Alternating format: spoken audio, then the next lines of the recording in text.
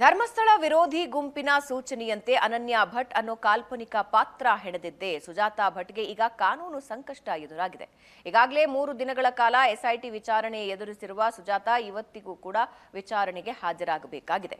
ಬಂಧನದ ಬಗ್ಗೆ ಎಸ್ಐಟಿ ಇವತ್ತು ನಿರ್ಧರಿಸುತ್ತೆ. ಇನ್ನು ನಿನ್ನೆನೂ ಎಸ್ಐಟಿ ಪ್ರಶ್ನೆಗಳ ಸುರಿಮಳೆಗೆ ಮ್ಯಾಜಿಕ್ ಅಜ್ಜಿ ಕಂಗಾಲಾಗಿದ್ರು.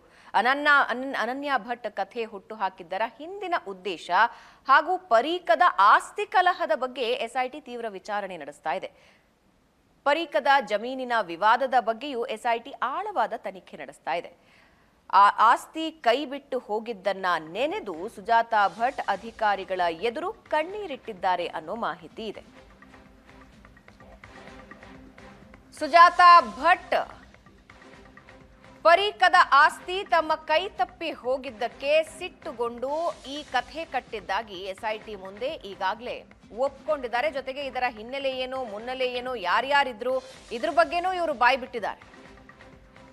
ಪರೀಕದ ಆಸ್ತಿ ನನ್ನ ಕುಟುಂಬಸ್ಥರು, ನಮ್ಮ ಚಿಕ್ಕಪ್ಪ ನನ್ನನ್ನ ಬಿಟ್ಟು ಯಾಕೆ ಮಾರಿದ್ರು ಅಥವಾ ದಾನ ಮಾಡಿದ್ರು ಅಂತ ಕಣ್ಣೀರು ಹಾಕಿದ್ರಂತೆ. ಇದೇ ಕಾರಣಕ್ಕೆ, ಇದೇ ಕೋಪಕ್ಕೆ ತಾನು ಕಥೆ ಕಟ್ಟಿದ್ದಾಗಿ ಮ್ಯಾಜಿಕ್ ಅಜ್ಜಿ ಎಸ್ಐಟಿ ಮುಂದೆ ಒಪ್ಪಿಕೊಂಡಿದ್ದಾರೆ. ಈಗ ಬಂಧಿಸಬೇಕಾ ಬೇಡವಾ ಅನ್ನೋದ್ರ ಬಗ್ಗೆ ಎಸ್ಐಟಿ ಅಧಿಕಾರಿಗಳು ಇವತ್ತು ನಿರ್ಧಾರ ಮಾಡೋರಿದ್ದಾರೆ.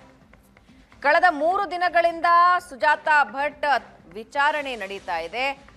ಆರಂಭದಲ್ಲೇ ಸುಜಾತಾ ಭಟ್ ಎಸ್ಐಟಿಗೆ ಹಾಜರಾಗ್ತಾ ಇದ್ದ ಹಾಗೆ ತನ್ನ ತಪ್ಪು ಒಪ್ಪಿಕೊಂಡಿದ್ದಾರೆ. ಆದರೆ ತಾವು ಹೆಣೆದ ಕಥೆಯ ಎಲ್ಲ ವಿವರಗಳನ್ನ ಎಸ್ಐಟಿ ಮುಂದೆ ಇಟ್ಟಿದ್ದಾರೆ. ಎಸ್ಐಟಿ ಅದರ ಮೇಲೇನೆ ಈಗ ತನಿಖೆ ಕೂಡ ನಡೆಸ್ತಾ ಇದ್ದಾರೆ. ಪರೀಕದಲ್ಲಿ ಸುಜಾತಾ ಕುಟುಂಬ ಇತ್ತು.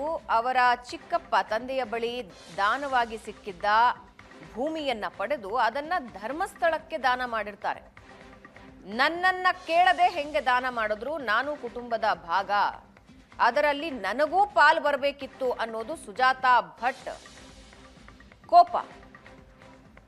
ಆ ಕೋಪದಲ್ಲಿ ಷಡ್ಯಂತ್ರದ ಗ್ಯಾಂಗ್ ಸೇರ್ಕೊಂಡು ನನ್ನ ಮಗಳು ಅನನ್ಯ ಭಟ್ ಇದ್ದಳು ಅಂತ ಸುಳ್ಳಿನ ಕಥೆ ಕಟ್ಟಿದ್ರು.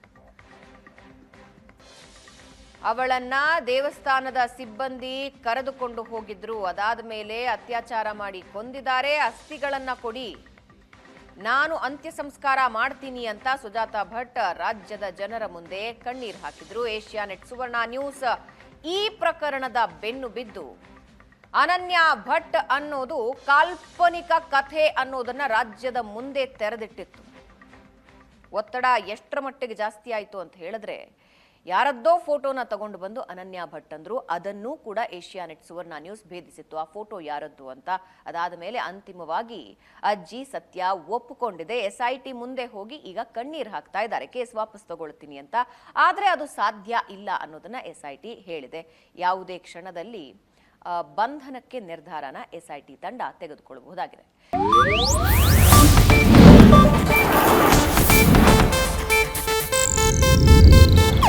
ಇದು ಏಷ್ಯಾನೆಟ್ ನ್ಯೂಸ್ ನೆಟ್ವರ್ಕ್ ಪ್ರಸ್ತುತಿ.